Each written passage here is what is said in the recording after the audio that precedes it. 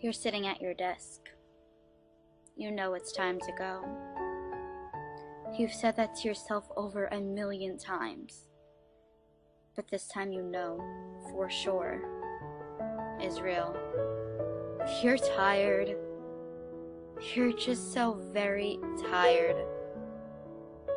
Your parents pissed you off. Like school wasn't bad enough today. You go to get the rope, or the knife, or the gun, or just whatever you choose to use because you're that desperate to leave. You're ready. You think of it as some game. The first one dead is the first one who wins. No one's home. It's the perfect time. You're ready. If you don't do it now, you're just gonna look down on yourself even more forever. You're gonna hate yourself even more. No one knows. No one will know. Until later on. Instead of getting a paper and a pen, you get the video camera along with a chair. You're standing on the chair. You decide to go with the rope. You're gone instantly, and there'll be no noise. One side of the rope is tied to the top of your fan, while the other is already around your neck. You're in tears and you know it's for real this time. You can feel it. You turn on the video camera and you just stare at that red light blinking upon your eyes. You start to mumble out a few words. Mom and Dad, I'm sorry. I don't know why I'm sorry, but I'm sorry. I just can't do this anymore. I don't even know who I am anymore. I've lost myself, and I seem to not be able to find my way back. Please don't blame yourself, please. I love you both. Please tell my siblings the same. Stay strong and stay safe. I'll see you all soon. You say sorry to your best friend because you know you won't be there for him anymore, especially when he needs you more than ever. You say sorry to everyone you can think of, even yourself. You're sorry for not being strong anymore. You're sorry for breaking down. You're sorry for putting them through so much pain in their life. You stare, once again, at that red light blinking upon your eyes. One foot is off the chair now, as you begin to mouth the word goodbye. You have the remote control to turn off the camera in your right hand. Your pointer finger on the off button already. You click that button, and as soon as you see that light go off, you go off. Both feet are now off the chair. That chair is on the floor. The room is filled with silence. You're dead. You're gone. There's no going back. Everything is over. You don't have to live in pain anymore. But everyone else will. What are your parents gonna think? What about your little brother or your little sister? What are they gonna do? You're gone. You're dead. There's no going back. You ended your life because the person you liked only thought of you as a friend?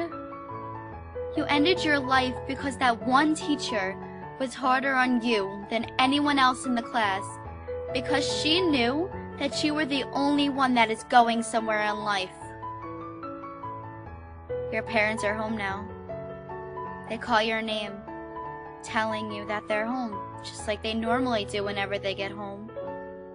But something's different. You don't answer. They don't hear your voice. They get worried. You always answer. They come upstairs thinking you're sleeping or showering. Your mom opens your bedroom door and screams at the top of her lungs. She instantly passes out. Your little sister hears her and comes up after her. She screams, "Daddy, help!" She runs over to you, hitting your leg, begging you to wake up. "Wake up! Wake up! Please stop! Wake up!" But you don't answer. You're not waking up. You're gone. You're dead. There's no waking up. There's no going back. Your dad comes running upstairs and all he could do is stare. He watches his baby girl swing back and forth on a rope. He sees the video camera and he sees the chair, but he doesn't move. He's stiff as a board. He cries. Your dad never cries. He picks up the phone and calls 911. He can barely get the words, "My daughter committed suicide," out of his mouth. He's in tears. Your little sister stares at your dad. He hangs up and she jumps right into your daddy's arms, crying harder than ever. She's too young to understand completely, but she knows you're gone. She knows you're dead and she knows that you're never coming back. Everything is over. The cops finally arrive. They take your mom out of your room. They push your dad and sister out of your room.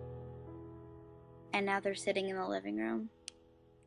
They take your body down off those ropes and lay you on the stretcher.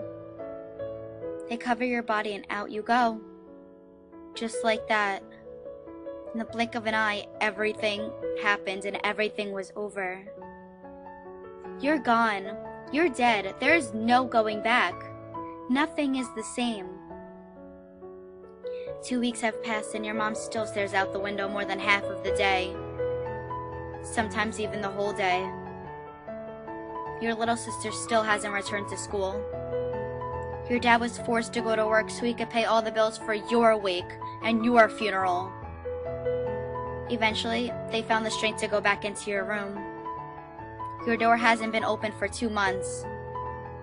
The rope is still laying on the floor, the same place the cops put it, and the video camera is still sitting on the table. They don't even dare to watch that video. It will never be seen. They slowly pick up the ropes and throw it in the garbage. Chills run up their spine, your mom basically in tears. They brush off your bed, making it neat, like they used to do every morning after you went to school. Your desk was empty. It didn't have those little sticky notes you used to leave before you ran to the bus saying, "Have a good day, Mom. Remember to smile." Or "Have fun at work, Dad." Smiley face. You pretended to be so happy. You even tricked yourself. Your bed was made and your room was clean. They shut the door and it remained shut. Your school is still in distress. You thought no one cared and you thought no one noticed you. You remember that girl that said no to being your lab partner? Yeah, she cuts every single night now because she thinks it's her fault that you died. Remember that boy that tripped you by accident, looked at you and just didn't say sorry? Yeah, he's in suicidal therapy 5 days a week in the hospital because he feels a smile could have saved your life and he didn't give that to you. Do you remember that teacher that was hard on you that day? She quit her job because she felt she wasn't suited to teach anymore. You're gone, you're dead. There's no going back. 4 years have passed now. Your little sister is now 15 years old. She started a club. It's in her school dedicated to you. Secrets is what she calls it. The club is formed for kids to speak their hearts without anyone judging them. They could say anything they want to and talk about anything they needed to. If they were suicidal, They always had someone to talk to. That was your problem. You didn't want to talk to anyone.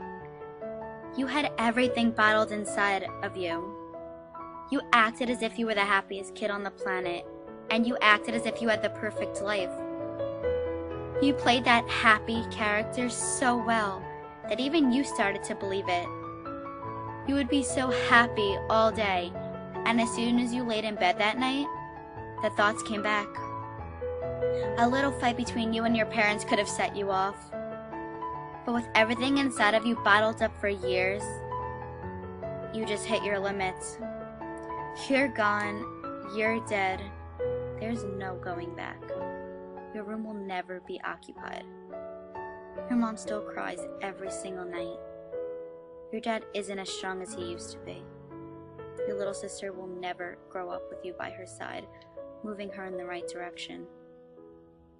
She needed you. Your best friend is still torn up. He needed you. Your parents don't know what to do anymore. They needed you. Your school now has a club dedicated to you, so teens will not make the same mistake as you did. Your life was precious, and you took it away in the blink of an eye. All you needed was a smile.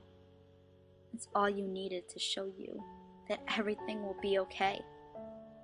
But since you're gone, just know people cared. People always have cared. And people always will care. You were just way too upset to see that back then. You were just too caught up in the fact that you thought no one cared, when the truth was, more people cared about you than you ever thought they would. And you know what sucks? It sucks that you see that now that you're gone, and you didn't see that when you were still here. Your town will never be the same. A girl is gone.